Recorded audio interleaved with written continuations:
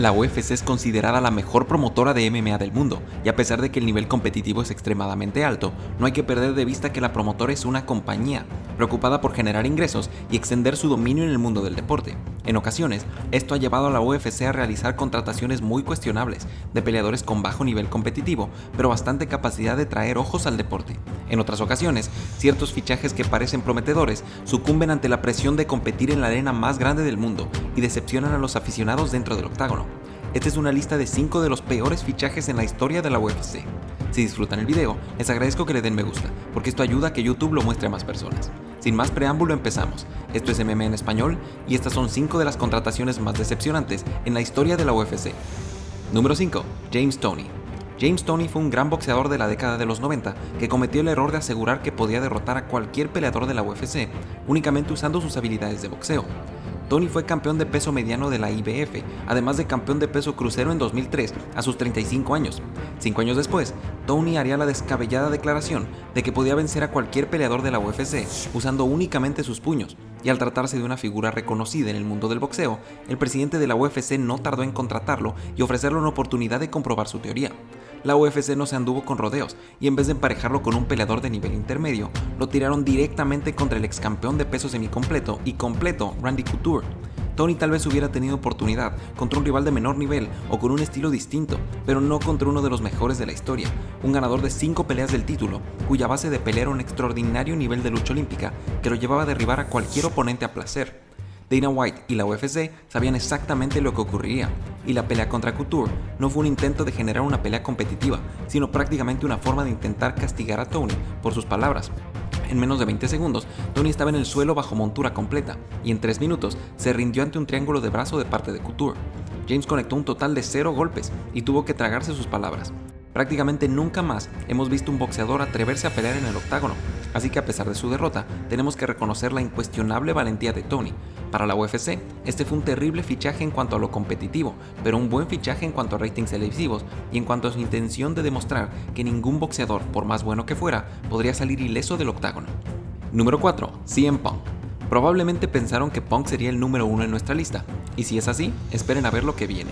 En 2014, Phil Brooks, conocido como CM Punk, era una de las más grandes estrellas de la WWE, cuando decidió cambiar de profesión y sorpresivamente firmar con la UFC a finales de año. Punk tendría 2 años para prepararse para su debut en las MMA, y lo haría en el conocido gimnasio de Duke Roufus, pero el debut de Punk en el deporte no sería en cualquier jaula, sino en una cartelera estelar de la promotora más importante del mundo.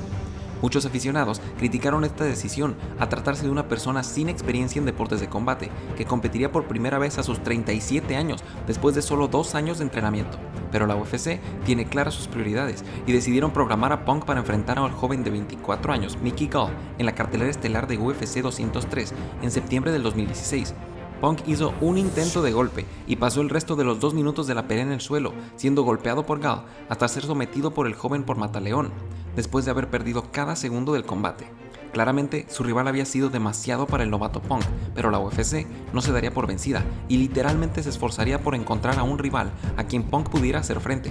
El elegido fue Mike Jackson, un peleador de medio tiempo con 0 victorias profesionales en el deporte y que ya había sido despedido de la UFC, pero fue recontratado únicamente para enfrentar a Punk y posiblemente tener una pelea pareja. Punk tomaría otro año y medio para prepararse para el combate, pero en junio del 2018, el plan de la UFC para mantener viva a su estrella amateur falló por completo.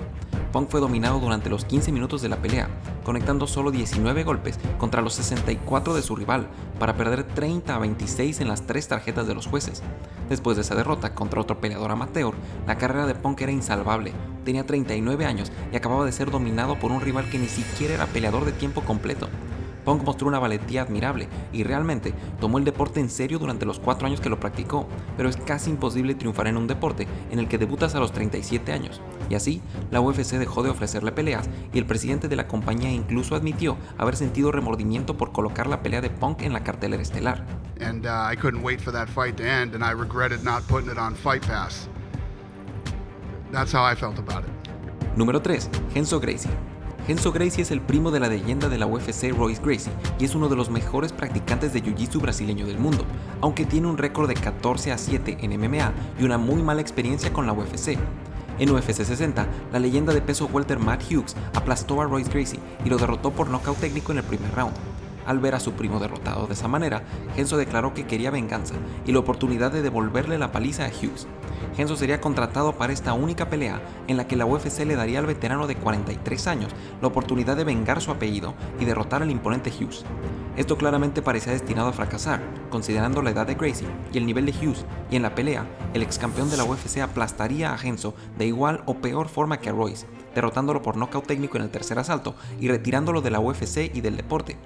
Renzo desapareció del mundo de las MMA y terminó su contrato con la UFC con esa única actuación en el octágono, que claramente lo convirtió en una de las peores contrataciones de la historia de la UFC. Número 2. Gilbert Yvel. Hay muchas razones por las que un peleador puede ser considerado una mala contratación, y en el caso de Gilbert Yvel, el holandés fue una pésima contratación desde cualquier punto de vista, tanto en lo deportivo como en lo moral. Gilbert Yvel es tal vez el peleador más sucio de la historia del deporte, responsable de algunos de los actos más terribles dentro de la jaula. Pueden ver nuestro video sobre peleadores sucios si quieren más detalles al respecto, pero en resumen, Yvel mordió a un oponente en 1998 y fue descalificado por ello. Años después, picó y rasgó los ojos de Don Fry hasta dejarlo en un terrible estado y después atreverse a reclamar al haber sido descalificado. Finalmente, en 2004 tuvo su peor momento, cuando se inconformó con una decisión del referee y decidió noquearlo con un brutal gancho de izquierda. Yvel se volvió una máquina de descalificaciones y polémica, e increíblemente, a pesar de este terrible trasfondo, la UFC decidió contratarlo en 2010 en una de las decisiones más extrañas e inconscientes de su historia, que además resultaría ser un pésimo fichaje en cuanto a lo deportivo. Yvel fue castigado dentro del octágono, cayendo contra Junior Dos Santos por nocaut, contra Ben Rothwell por decisión y contra John Madsen por nocaut. Todas estas derrotas fueron en 2010, y así, el polémico peleador holandés no duraría ni un año en la compañía y sería despedido con un récord de 0-3 en la UFC, habiendo manchado la reputación de la compañía al ser contratado con su terrible historial y de paso teniendo malas actuaciones que únicamente le trajeron derrotas dentro del octágono. Durante los siguientes 7 años, Yvel tuvo 4 peleas más en pequeñas promotoras alrededor del mundo, y en 2018 será una de las carreras más sucias y controversiales de la historia del deporte.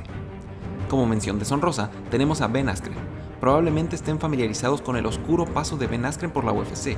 En 2019, el luchador olímpico finalmente firmó con la UFC después de una vida de pelear fuera de ella y ser campeón de diversas organizaciones. I mean, for me, the biggest benefit is not having to work for Dana White. That guy's a freaking scumbag. Like, even if he paid me triple what I'm earning here, which would be a boatload of money, I don't know that I can see myself working for him. He's just a terrible person all around. So. Su paso a la UFC fue un intercambio de peleadores que vio el mejor peso de mosca de la historia, Demetrious Johnson, pasar a formar parte de One Championship. Ben llegó a la promotora con una impresionante popularidad y capacidad de vender pagos por evento, y toda esa popularidad pasaría a ser de Jorge Masvidal en una transacción de cabeza a rodilla. Poco después, Demian Maia acabaría la carrera de Askren y lo dejaría con un récord de 1 victoria y 2 derrotas en la UFC. A simple vista, esta puede parecer una pésima contratación de parte de la promotora, en especial considerando que traer a Askren costó dejar ir a Demetrious Johnson, pero no todo fue malo. El enorme interés que trajo Askren al deporte fue literalmente la razón por la que Jorge Masvidal saltó a la fama y se volvió una estrella de pagos por evento en sí mismo. La inversión de la UFC no se perdió por completo, simplemente cambió de rostro. El dinero e interés que trajo Askren permaneció en las filas de la UFC en la forma de una nueva estrella que durante los siguientes años llegaría a generar incluso más ventas que las que se suponía que Ben traería al deporte. Askren se retiró habiendo pasado menos de un año en la UFC para acabar con un récord perdedor en la compañía y convertirse en una muy mala contratación en lo deportivo, pero una bastante buena en cuanto a lo económico. Y como número 1 tenemos a Khadis Ibragimov. Si vieron nuestro video sobre malos récords en la UFC, ya deben estar familiarizados con el desastroso paso de Khadis Ibragimov por la promotora. En nuestra lista hay personalidades del mundo del espectáculo o del deporte que claramente estaban destinados a fracasar en la UFC y por lo menos trajeron buenos ratings televisivos, pero lo impresionante de Ibragimov es que era una promesa invicta con 8 victorias y 0 derrotas en MMA, proveniente de la sólida promotora rusa M1, que había enfrentado a rivales de un nivel bastante decente antes de su llegada a la UFC. Sin embargo, Khadis se vio terrible dentro del octágono, siendo sometido por guillotina contra Da Un Jung, que no es precisamente el top de la división, luego cayendo por decisión contra Ed Herman y poco después siendo noqueado en el primer round por Roman Dolidze, que tiene un récord bastante mediano en la UFC. Finalmente, perdió contra el debutante brasileño Danilo Márquez para perder sus 4 peleas en la UFC y ser despedido solo 13 meses después de su primera pelea con la promotora. Cádiz fue un caso extraño de un peleador que simplemente decepcionó por completo y lo hizo pasar de ser el posible futuro de la división de peso semicompleto a verse como la peor contratación de la historia de la división. ¿Quién les parece la peor contratación de la historia de la UFC y quién nos faltó? Pueden dejarlo en los comentarios.